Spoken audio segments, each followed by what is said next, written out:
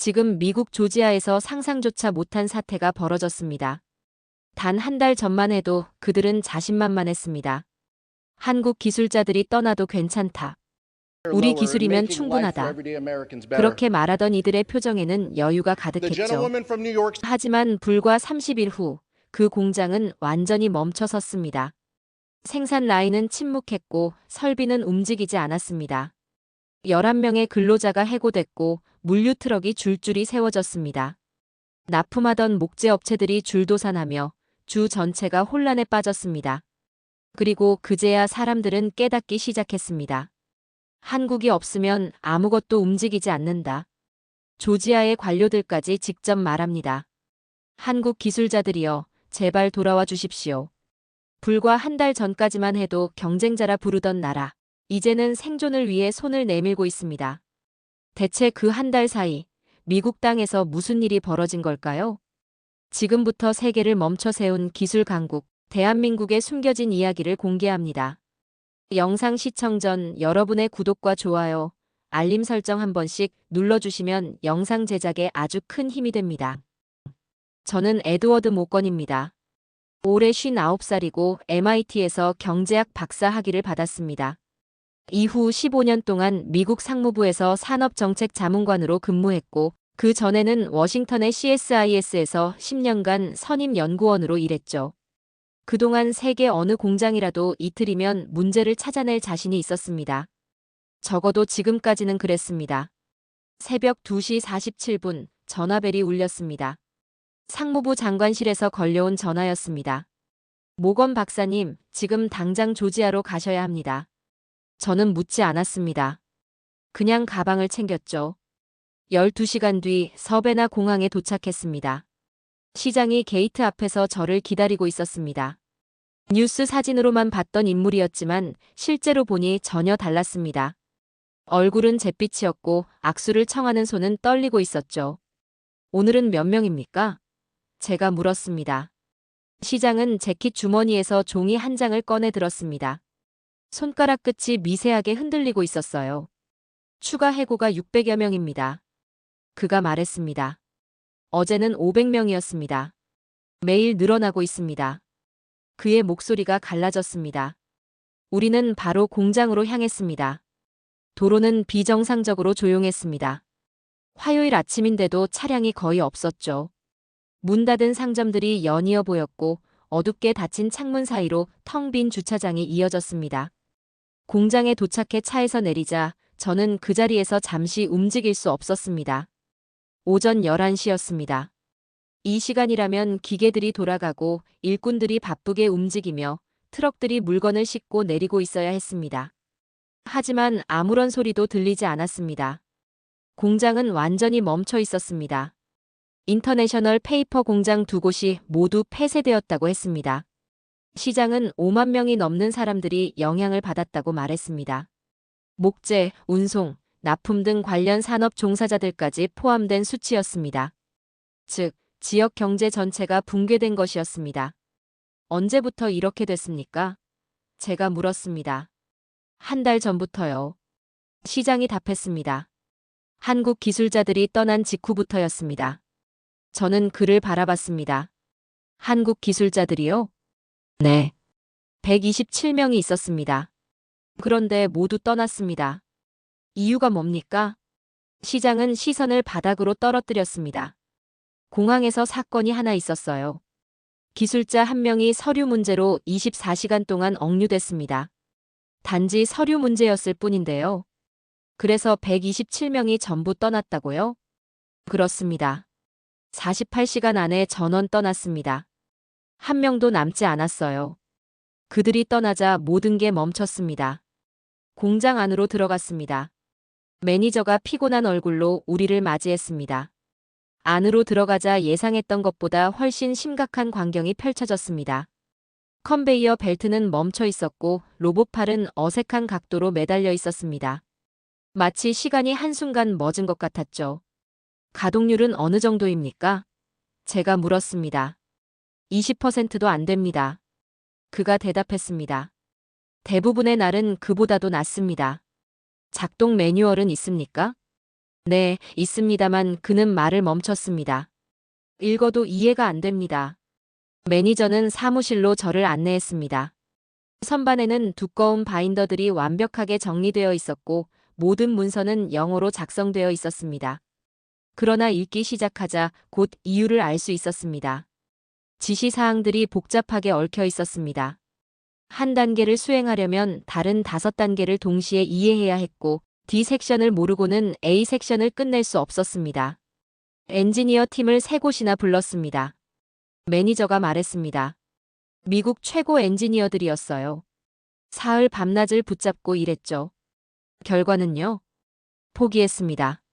모두 같은 말을 남겼어요. 뭐라고 했습니까? 한국 기술자들이 돌아와야 한다고요. 순간 몸이 싸늘해졌습니다. 저는 수십 년간 산업 정책 분야에서 일했지만 미국 엔지니어들이 포기하는 모습을 본 적은 없었습니다. 밖으로 나왔을 때 공장 정문 앞에는 사람들이 모여 있었습니다. 200명쯤 되었죠. 팻말을 든 사람도 있었지만 대부분은 그저 문 닫힌 건물을 바라보고 있었습니다. 한 노인이 앞으로 나왔습니다. 회사 로고가 붙은 작업복을 입고 있었습니다. 저는 이 공장에서 25년을 일했습니다. 노인은 크게 말했습니다. 한국 사람들이 오기 전엔 괜찮았어요. 대단하진 않았지만 종이를 만들고 월급을 받는 평범한 삶이었죠. 그가 공장을 가리켰습니다. 하지만 한국 사람들이 오면서 모든 게 달라졌습니다. 기계가 더 잘 돌아가기 시작했고 생산량이 늘었습니다. 품질도 좋아졌고 우리도 돈을 더 벌었죠. 회사가 잘 됐습니다. 그 사람들은 일에 진지했습니다. 매일 점검하고 문제가 커지기 전에 고쳤습니다. 노인의 눈가가 붉어졌습니다. 그러다 그들이 한꺼번에 떠났습니다. 그리고 이 공장을 보세요. 이제 기계가 말을 듣지 않습니다. 우리가 아무리 고치려 해도 반응하지 않아요. 노인의 말에 다른 노동자들이 고개를 끄덕였습니다. 몇몇은 눈물을 훔치고 있었습니다. 한 여성이 말했습니다. 제 아들이 막 대학에 들어갔는데 등록금을 낼 수가 없어요. 뭐라고 말해야 할까요? 다른 남자가 이어 말했습니다. 저는 지난주에 집을 잃었습니다. 은행이 가져갔어요. 그들의 말을 들으며 저는 아무 말도 할 수 없었습니다. 한 사람 한 사람의 사연이 앞 사람보다 더 처절했습니다. 가족은 흩어지고 집을 잃은 사람들이 늘어났습니다. 목재 회사는 파산했고 운송업체는 일감이 사라졌습니다. 식당들은 문을 닫았습니다. 모든 것이 서로 얽혀 있었고 동시에 무너지고 있었습니다. 그날 밤 호텔방에서 잠을 이룰 수 없었습니다. 머릿속에 계속 떠올랐습니다. 127명. 그들이 떠나자 5만 명의 미국 노동자가 일자리를 잃었습니다. 노트북을 켜고 보고서를 쓰기 시작했습니다. 처음 쓴 문장은 이랬습니다. 조지아의 붕괴는 한국의 부재와 함께 시작되었다. 하지만 곧 지웠습니다. 정확한 표현이 아니었습니다. 붕괴는 그들이 떠나면서 시작된 게 아니었습니다. 이미 오래전부터 그 징조는 존재하고 있었던 겁니다. 우리가 외면했을 뿐이죠. 우리는 스스로 모든 걸 해낼 수 있다고 믿었습니다. 미국의 기술이면 충분하다고 생각했죠. 하지만 틀렸습니다. 다시 써내려갔습니다. 한국의 기술은 단순히 기계를 작동시키는 기술이 아니었다. 그것은 질서였고 시스템이었으며 신뢰였다. 그러나 이 문장도 지웠습니다. 여전히 완전한 진실은 아니었습니다. 진짜 진실은 훨씬 단순하면서도 받아들이기 어려운 것이었습니다. 그들은 단지 기계를 다룬 것이 아니었습니다. 시스템 안에 우리 눈에 보이지 않는 무언가를 심어뒀던 겁니다. 우리에게는 이름조차 없는 그것을요. 그리고 그들이 떠날 때 그것도 함께 사라졌습니다. 그 순간 모든 것이 무너졌습니다. 노트북을 닫았습니다. 창밖으로 희미한 도시 불빛이 보였습니다. 가로등 절반이 꺼져 있었고 전력 공급조차 불안정했습니다. 그 늙은 노동자의 말이 다시 떠올랐습니다. 기계들이 한국 사람들만 기억한다. 그 말이 어쩌면 진실이었는지도 모르겠습니다. 며칠 뒤 저는 워싱턴으로 돌아왔습니다. 백악관에서 긴급회의가 소집되었죠. 조지아 보고서를 가방에 넣고 회의실로 들어갔습니다. 아직 제출하진 않았습니다. 먼저 제 나름의 분석을 끝내고 싶었거든요. 회의실 앞쪽에는 트럼프 대통령이 서 계셨습니다. 참모들과 강요들, 그리고 주요 기술 기업의 대표들이 자리를 메우고 있었죠. 모두의 시선이 대통령에게 집중되어 있었습니다. 한국 반도체에 100% 관세를 부과하겠습니다. 대통령이 단호하게 말했습니다. 회의실이 술렁였습니다. 일부 사람들은 박수를 쳤고 고개를 끄덕이며 미소를 지었습니다. 상무부 장관이 자리에서 일어나 외쳤습니다. 이제 끝입니다. 한국은 무너질 겁니다. 미국 시장 없이는 버틸 수 없어요. 그날 저녁 상무부 동료들과 함께 술집에 갔습니다. 모두 들뜬 분위기였죠. 이번에는 한국이 항복할 겁니다. 누군가 말했습니다. 선택의 여지가 없어요. 우리 없이는 끝이죠. 다른 이가 맞장구 쳤습니다. 우리는 잔을 부딪히며 웃었습니다. 저도 웃었죠. 그날은 목요일 밤이었습니다. 우리는 이겼다고 믿었습니다. 한국이 다음 날 전화에 관세 철회를 간청할 거라고 생각했죠. 완전히 틀린 생각이었습니다. 금요일 아침 6시 15분. 전화가 울렸습니다. 제 보좌관이었습니다. 모건 박사님 뉴스 틀어보세요. 지금 당장요. 리모컨을 들어 TV를 켰습니다. 모든 채널이 같은 장면을 보여주고 있었어요. 백악관 기자회견장이었습니다. 그런데 연단에 서 있는 사람은 대통령이 아니라 엔비디아 CEO 젠슨 황이었습니다. 한국 없이는 AI 산업이 멈춥니다.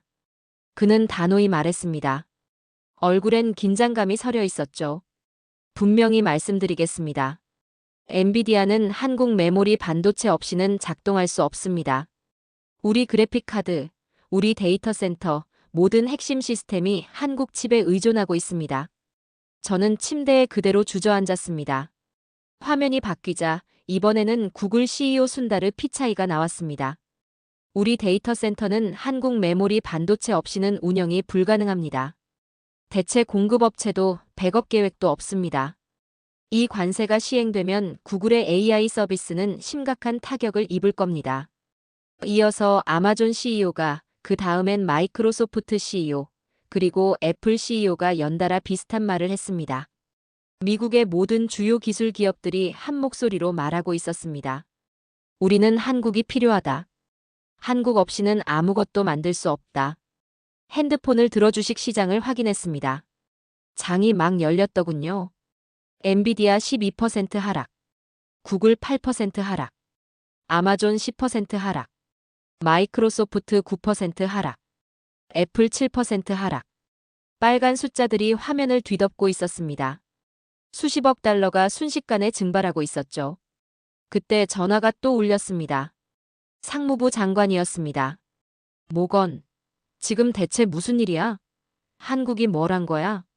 저는 잠시 말을 잃었습니다.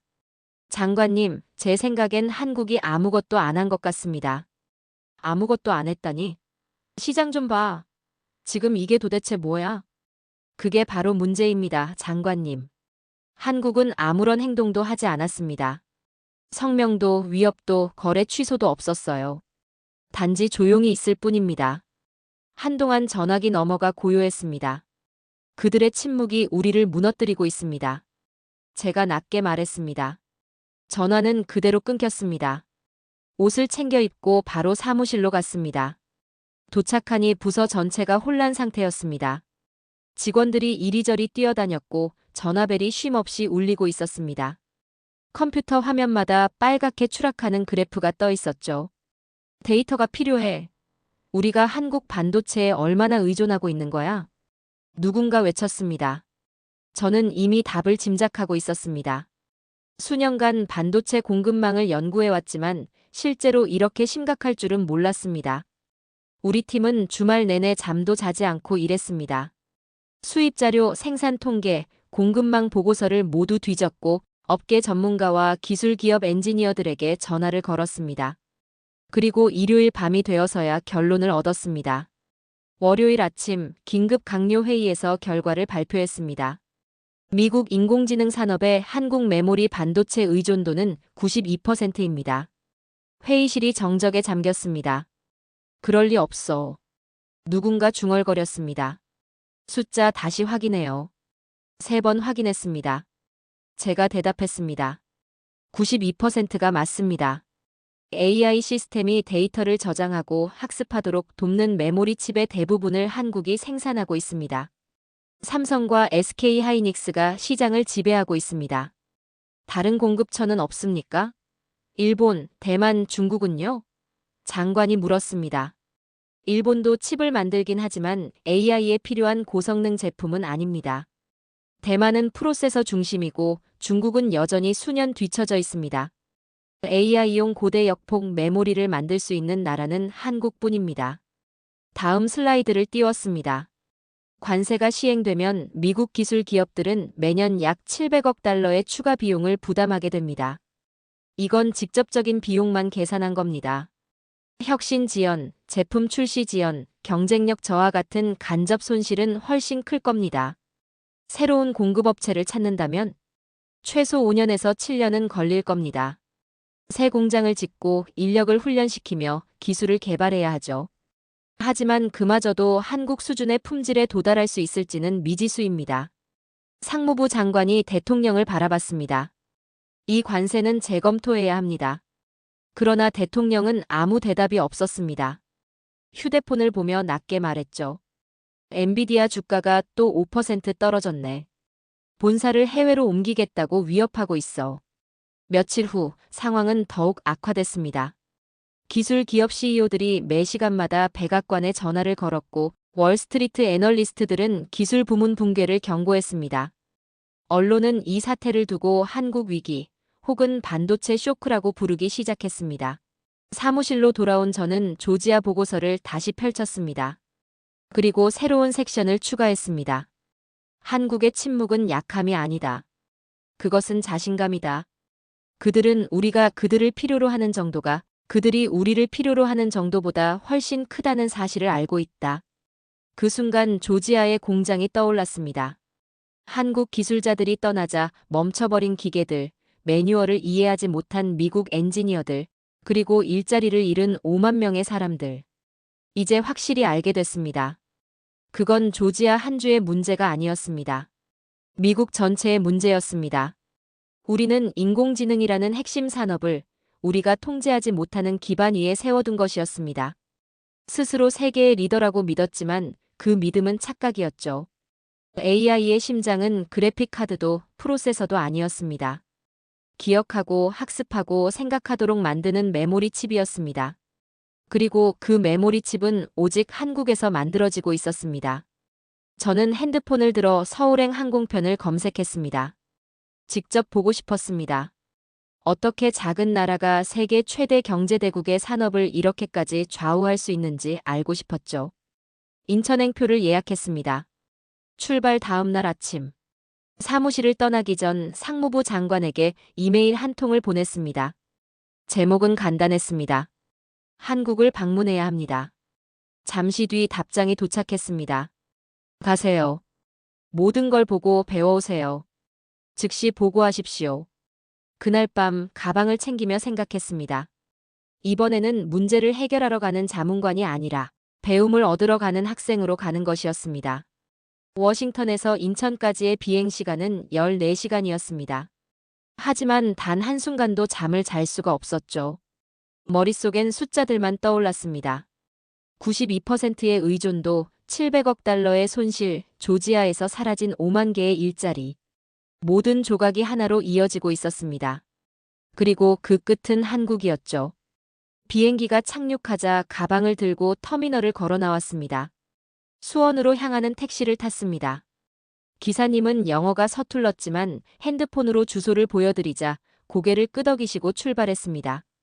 고속도로는 매끄럽고 조용했습니다. 도로 표지판은 또렷했고 모든 것이 질서정연해 보였습니다. 1시간쯤 달렸을까요? 창밖으로는 유리와 콘크리트로 된 아파트 단지들이 줄지어 지나갔습니다. 모두 새 건물처럼 보였지만 그중 상당수는 수십 년 된 것들이라는 걸 알고 있었습니다. 택시가 큰 정문 앞에서 멈췄습니다. 표지판엔 영어와 한글로 이렇게 쓰여 있었습니다. 삼성 반도체 공장.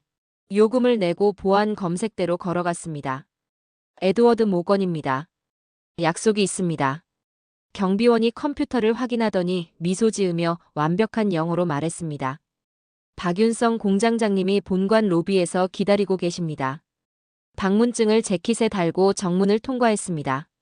본관으로 향하는 길가에는 나무들이 가지런히 서 있었고 낙엽 하나 보이지 않았습니다.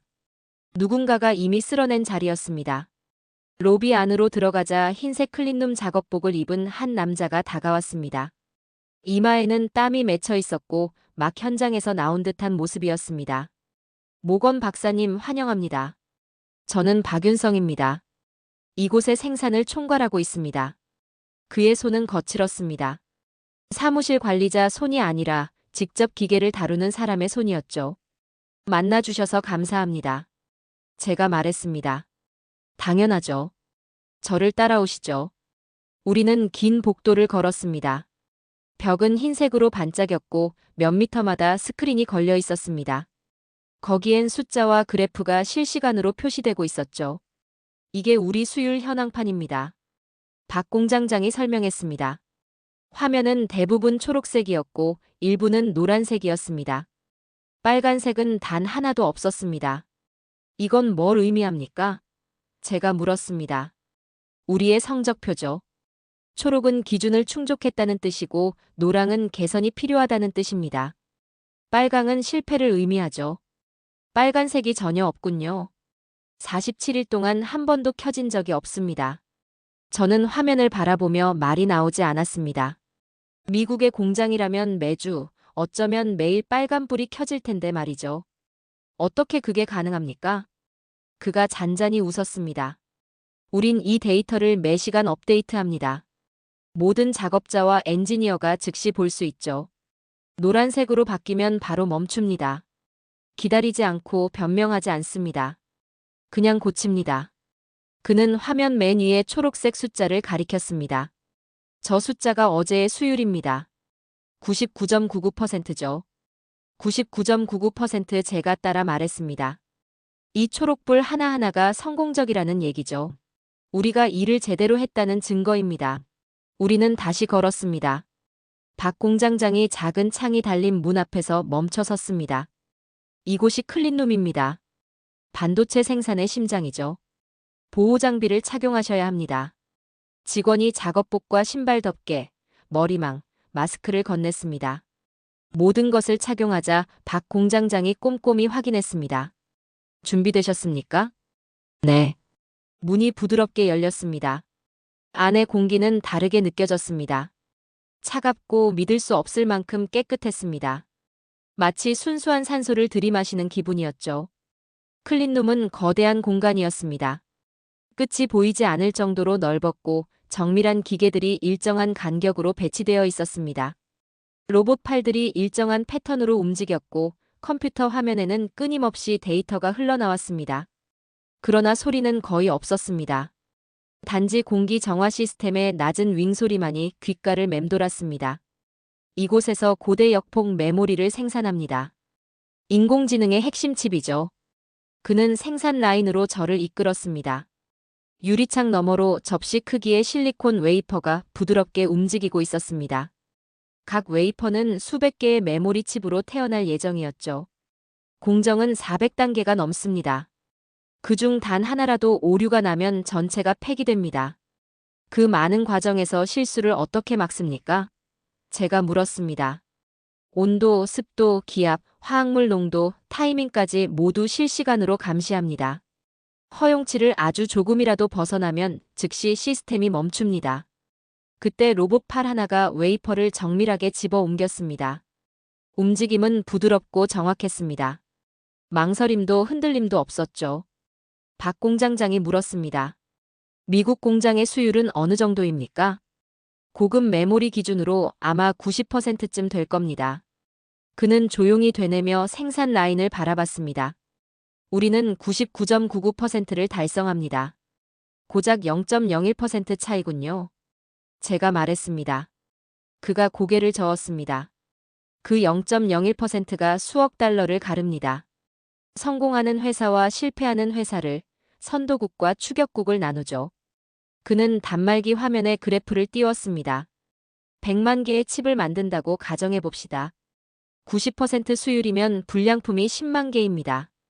재료, 시간, 에너지 모두 낭비되는 거죠. 그래프의 다른 선을 가리켰습니다. 하지만 99.99%라면 불량이 100개뿐입니다. 불량이 99,900개 줄어드는 겁니다. 연간 이 한 시설만으로도 4억 달러의 가치가 생깁니다. 저는 머릿속으로 계산했습니다. 삼성뿐 아니라 SK 하이닉스까지 비슷한 효율을 낸다면 한국의 수율 우위는 매년 수십억 달러에 달하는 이익이 될 것입니다. 하지만 이건 돈의 문제가 아닙니다. 박 공장장이 말을 이었습니다. 우리 칩은 사람들의 일상 속에 들어갑니다. 스마트폰, 컴퓨터, 데이터 센터, 의료 장비까지. 만약 우리가 만든 칩 하나가 고장나면 누군가는 데이터를 잃고 누군가는 수술이 지연됩니다. 그는 잠시 말을 멈추더니 덧붙였습니다. 미국은 효율을 말합니다. 더 빠르고 더 싸게 만드는 것을요. 우리는 완벽함을 말합니다. 고장나지 않는 것을, 올바르게 만드는 것을요. 우리는 클린룸을 나와 장비를 벗고 그의 사무실로 향했습니다. 커피 드시겠습니까? 부탁드립니다. 그가 커피를 2잔 내왔습니다. 사무실은 단출했습니다. 책상, 의자 2개, 기술 매뉴얼로 가득 찬 책장. 그와 마주 앉아 커피를 마시며 컴퓨터 화면의 수율 차트를 바라보는 순간 문득 깨달았습니다. 이건 단순한 기술의 문제가 아니었습니다. 기계나 공정의 문제가 아니라 사고방식의 차이, 기준의 차이였습니다. 미국에서는 충분히 좋은 것을 인정해줍니다. 충분히 빠르고 충분히 저렴한 것을요. 하지만 이곳에서는 오직 완벽한 것만이 인정받았습니다. 그날 밤 서울의 호텔로 돌아와 노트북을 열었습니다. 무엇을 써야 할지 한동안 손이 멈춰 있었습니다. 워싱턴에 이걸 어떻게 설명해야 할까요? 문제는 기술이 아니라 철학이라는 걸 어떻게 말해야 할까요? 노트북을 덮고 창밖을 바라봤습니다. 도시의 불빛이 사방으로 퍼져 있었습니다. 정돈되고 깨끗하며 효율적이었습니다. 완벽했죠. 그제서야 확실히 알 수 있었습니다. 한국이 왜 우리의 관세 위협에 반응하지 않았는지요. 반응할 필요가 없었던 겁니다. 그들은 우리가 이제 막 깨닫기 시작한 진실을 이미 알고 있었습니다. 그들은 우리가 따라갈 수 없는 것을 만들어냈습니다. 그 이유는 기계도 돈도 지식도 아니었습니다. 정신이 달랐기 때문이었습니다. 수원 방문을 마치고 며칠 뒤 저는 워싱턴으로 돌아왔습니다. 공항에 도착하자마자 상무부 장관에게서 전화가 걸려왔습니다. 미국, 한국 반도체 협력 회의가 있습니다. 언제죠? 내일입니다. 백악관에서요. 반드시 참석하셔야 합니다. 무슨 회의입니까? 협상이죠. 그들의 기술을 얻어낼 겁니다. 저는 잠시 말이 없었습니다. 그가 전화를 끊자 택시를 타고 조용히 집으로 향했습니다. 다음 날 아침 가장 단정한 정장을 입고 백악관으로 갔습니다. 보안 요원은 제 신분증을 2번 확인했습니다. 평소보다 경계가 훨씬 엄격했죠. 회의실에 들어서자 우리 측 인원을 세어봤습니다. 상무부 장관을 비롯해 국방부, 국가안보회에 그리고 기술업계 자문관들까지 10명이 있었습니다. 한국 측은 단 2명이었습니다. 한 명은 삼성전자 이재용 회장, 그리고 다른 한 명은 제가 수원에서 만났던 박윤성 공장장이었습니다. 이번엔 클린룸 복장이 아닌 깔끔한 정장을 입고 있었죠. 그러나 그의 표정은 변하지 않았습니다. 여전히 차분하고 단단했습니다. 상무부 장관이 회의를 시작했습니다. 인사말조차 없었습니다. 와주셔서 감사합니다. 바로 본론으로 들어가겠습니다. 그는 테이블 너머로 두꺼운 문서를 밀었습니다. 표지에는 미국, 한국 반도체 기술 공유 협정이라고 적혀 있었습니다. 우리의 제안은 간단합니다. 장관이 말했습니다. 한국이 고대 역폭 메모리 제조 기술을 미국과 공유하는 겁니다. 핵심 공정 데이터 수율을 달성하는 기술적 세부 사항을 제공해 주시면 우리는 관세를 철회하고 공동 연구 시설을 지원하겠습니다. 저는 이미 그 문서를 읽어봤습니다. 공유협정이라는 이름이었지만 실제로는 이전 협정이었습니다. 우리는 그들의 모든 비밀을 요구하고 있었습니다. 공정 흐름도 장비 사양, 품질 관리 절차, 교육 시스템, 삼성이 30년간 쌓아온 모든 노하우 말입니다. 이재용 회장은 문서를 들여다보지도 않았습니다. 그저 조용히 손끝으로 표지를 누르고 있었죠. 그때 박윤성 공장장이 노트북을 열었습니다. 화면을 돌려 모두가 볼 수 있도록 한 뒤 차분한 목소리로 말했습니다. 이 협정을 논의하기 전에 질문 하나 드려도 될까요? 물론입니다. 장관이 답했습니다. 미국은 우리 기술로 얼마를 멉니까? 회의실이 순간 고요해졌습니다. 누구도 예상하지 못한 질문이었습니다. 무슨 의미입니까? 장관이 되물었습니다. 간단한 질문입니다. 박 공장장이 다시 말했습니다. 미국의 기업들이 한국 메모리 반도체를 사용해 만드는 제품, AI 시스템, 데이터 센터, 스마트폰, 클라우드 서비스. 이 모든 산업이 1년에 얼마의 수익을 창출합니까? 한 자문관이 어색하게 웃으며 답했습니다. 그건 여러 요인이 복합적이라 정확한 계산은 어렵습니다. 그래서 제가 계산했습니다. 박 공장장이 말을 끊었습니다. 그는 노트북을 클릭했습니다. 화면에 커다란 숫자가 떠올랐습니다. 2조 달러.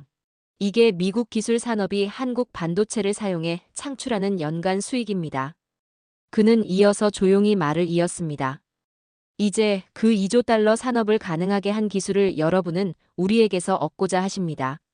30년간 우리가 쌓아온 공정, 품질 관리, 제조 비밀을요. 그는 다음 슬라이드를 띄웠습니다. 만약 오늘 이 기술을 공유한다면 미국이 한국 수준의 품질로 고대 역폭 메모리를 만들기까지 얼마나 걸릴까요? 3년일까요? 5년일까요? 아무도 대답하지 않았습니다. 5년이라고 가정합시다. 5년 뒤 미국은 우리 기술을 완전히 복제하겠죠. 그러면 우리는 더 이상 필요 없는 존재가 됩니다. 삼성과 SK 하이닉스는 매년 2천억 달러의 수익을 잃게 될 겁니다. 그는 노트북을 닫고 장관을 바라봤습니다. 이게 협력입니까? 아니면 제거입니까? 상무부 장관이 얼굴을 굳히며 대답했습니다. 그런 의도는 아닙니다. 우리는 더 강력한 파트너십을 만들고자. 그렇다면 진짜 파트너십이 어떤 것인지 보여드리죠. 박 공장장이 말을 이어받았습니다. 그는 다시 노트북을 열고 새로운 프레젠테이션을 띄웠습니다. 이건 현재 미국 AI 산업의 한국 의존도 구조입니다. 슬라이드에는 4개의 기업 이름이 보였습니다. 엔비디아 한국 메모리의 95% 의존, 구글 88% 의존, 아마존 91% 의존, 마이크로소프트 89% 의존. 그는 슬라이드를 넘겼습니다. 여기 관세의 실질적 영향을 보시죠. 100% 관세는 한국이 아니라 미국 기업들이 부담합니다. 엔비디아가 내고 구글이 내고 아마존이 냅니다. 결국 미국의 기술 기업들이 스스로에게 세금을 부과하는 셈입니다. 그는 잠시 멈췄습니다. 그리고 그들은 그 손실을 누구에게 전가할까요? 바로 미국 소비자들에게요. 회의실 안의 공기가 무거워졌습니다. 테이블 건너편의 자문관들은 아무 말도 하지 못한 채 손가락만 만지작거리고 있었습니다. 박 공장장이 또 다른 슬라이드를 띄웠습니다. 관세 발표 이후 미국 기술주 시가총액은 3,400억 달러 증발했습니다. 반면 삼성 주가는 2% 하락, SK 하이닉스는 3% 하락에 그쳤습니다. 여러분의 조치가 우리보다 여러분 자신을 더 크게 타격한 겁니다. 상무부 장관의 얼굴이 붉어졌습니다. 대통령 비서실장을 향해 시선을 보냈지만 비서실장은 조용히 고개를 저었을 뿐이었습니다. 결국 장관이 물었습니다. 그럼 당신들의 제안은 뭡니까? 박 공장장이 침착하게 답했습니다. 진짜 파트너십입니다. 미국은 설계와 혁신에 집중하고 한국은 정밀 제조에 집중하는 것. 서로 기술을 빼앗지 않고 각자의 강점을 존중하는 협력 구조 말입니다. 그제야 이재용 회장이 입을 열었습니다. 삼성은 미국 내 제조시설 투자를 확대할 준비가 되어 있습니다. 공장을 더 짓고 미국 인력을 더 고용할 겁니다. 하지만 핵심 기술은 한국에 남습니다. 여러분도 여러분의 기술을 지키시겠죠? 그게 진짜 파트너십입니다. 회의실 안은 다시 고요해졌습니다. 장관은 테이블 위에 문서를 잠시 바라보다가 손을 떼었습니다. 대통령과 상의해야겠군요. 물론입니다. 이 회장이 부드럽게 대답했습니다. 기다리겠습니다. 장관과 비서실장이 자리를 비운 뒤 잠시 정적이 흘렀습니다. 박윤성 공장장은 묵묵히 휴대폰을 만지작거리고 있었죠. 눈빛엔 흔들림이 없었습니다. 약 20분 후 장관이 돌아왔습니다.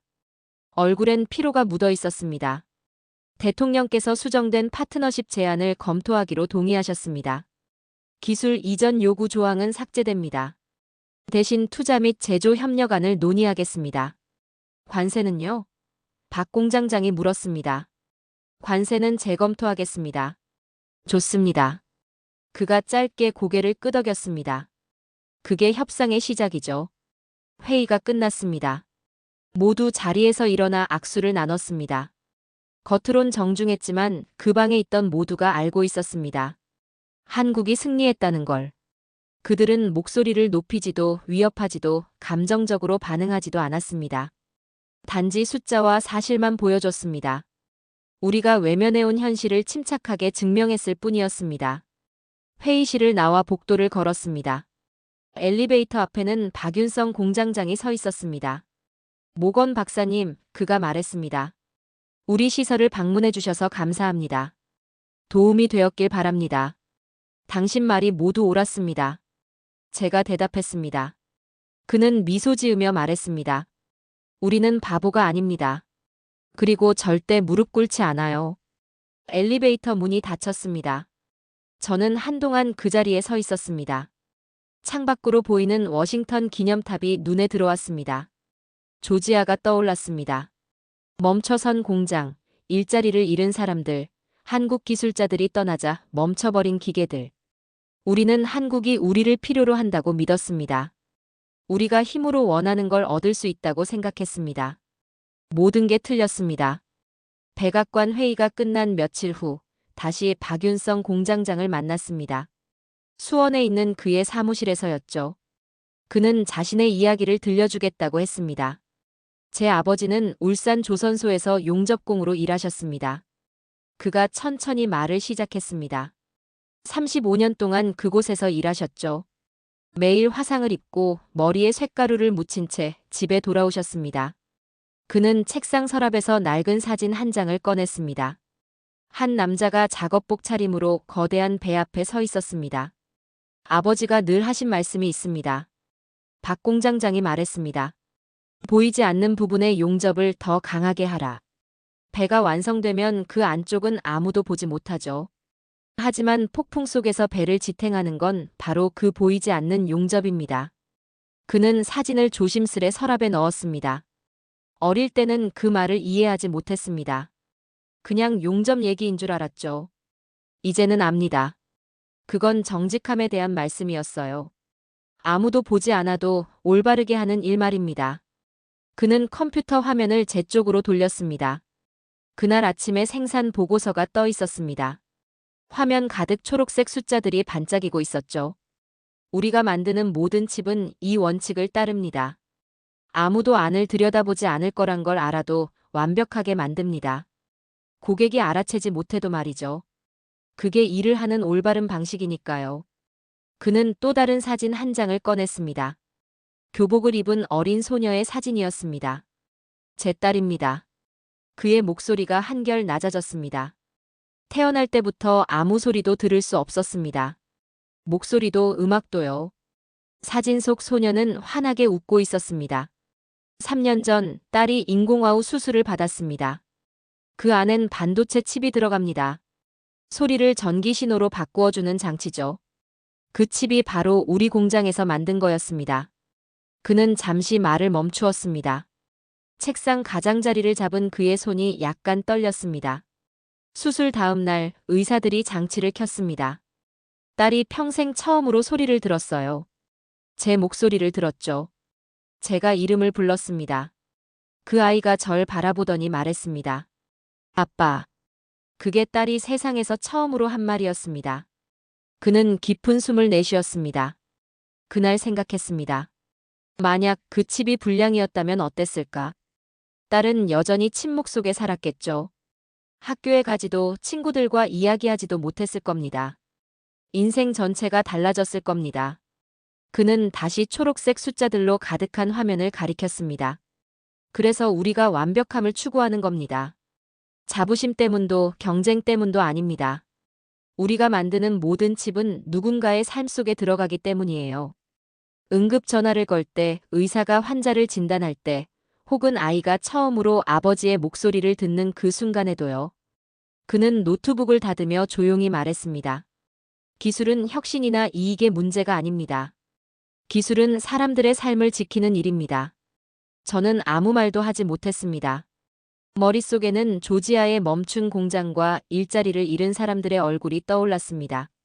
그때는 그것을 경제 문제로만 봤습니다. 하지만 이제 알았습니다. 한국 기술자들은 단순히 기계를 다루는 사람들이 아니었습니다. 그들은 철학을 만드는 사람들이었습니다. 보이지 않는 곳에서조차 완벽을 지키는 태도, 그게 모든 차이를 만든 것이었습니다. 2주 뒤 세계가 다시 요동쳤습니다. 샌프란시스코에서 오픈 AI CEO 샘 알트만이 기자회견을 열었습니다. 인공지능의 심장은 한국에 있습니다. TV 화면 속 알트만은 단호했습니다. 그는 오픈 AI가 삼성전자와 협력하기 위해 서울을 직접 방문한다고 발표했습니다. 며칠 뒤 그는 스타게이트 프로젝트를 공개했습니다. 한국의 조선 기술을 활용해 바다 위에 데이터 센터를 짓는 5천억 달러 규모의 초대형 계획이었습니다. 모든 반도체는 한국에서 공급받기로 했죠. 이건 역사상 최대 규모의 민간 인프라 프로젝트입니다. 한국의 제조 우수성이 없었다면 불가능했습니다. 알트만의 말이었습니다. 주식시장은 즉각 반응했습니다. 삼성전자 주가는 15% 상승했고 SK하이닉스는 18% 올랐습니다. 미국 기술주들도 함께 회복세를 보였습니다. 칩 공급망이 안정되자 시장이 안도한 겁니다. 사흘 뒤 트럼프 대통령이 백악관에서 기자회견을 열었습니다. 한국은 우리의 파트너이지 경쟁자가 아닙니다. 관세 발표 때와는 완전히 다른 어조였습니다. 한국 반도체에 대한 100% 관세를 즉시 철회합니다. 언론은 폭발했습니다. 트럼프의 관세, 미국 기술 붕괴의 주범. 한국에게 배운다. 싸우지 않고 이긴 한국. 세계의 헤드라인이 한국으로 향했습니다. 몇 달 뒤 PBS에서 다큐멘터리가 방영되었습니다. 제목은 박윤성 0.01%의 기적. 영화는 클린룸의 정교한 기계, 초록불이 켜진 수율 현황판, 그리고 묵묵히 일하는 사람들을 보여줬습니다. 박윤성 공장장은 완벽함이란 무엇인가를 조용히 설명했습니다. 그리고 이제 소리를 들을 수 있게 된 그의 딸이 화면에 등장했습니다. 내레이터는 말했습니다. 그는 수많은 상과 영예를 제안받았지만 단 하나도 받지 않았다. 그리고 이어졌습니다. 그는 이렇게 말했다. 메이드 인 코리아면 충분합니다. 다큐멘터리가 방영된 지 일주일 뒤 백악관은 새로운 협력 체계를 발표했습니다. 미국은 설계와 소프트웨어, 한국은 정밀 제조를 맡는 구조였습니다. 서로를 지탱하는 동등한 파트너십이었습니다. 저는 상무부에 최종 보고서를 제출하기 위해 마지막 문장을 썼습니다. 200페이지가 넘는 데이터와 분석을 정리한 보고서였지만 결론은 단 하나였습니다. 인공지능의 심장은 실리콘밸리가 아니라 한국의 수원과 이천에서 뛴다. 한국 기업들은 숫자나 약속으로 말하지 않는다. 그들은 완벽함으로 말한다. 보고서를 제출하기 전 저는 박윤성 공장장에게 전화를 걸었습니다. 한국이 이겼습니다. 제가 말했습니다. 완벽하게요. 그는 잠시 침묵하더니 차분히 대답했습니다. 우리는 이긴 게 아닙니다. 단지 우리의 0.01%를 지킨 것뿐이에요. 진짜 승리는 누군가를 이기는 게 아닙니다. 진짜 승리는 내일도 모레도 또 그 다음 날도 초록불을 켜는 일이죠. 문득 서울이 떠올랐습니다.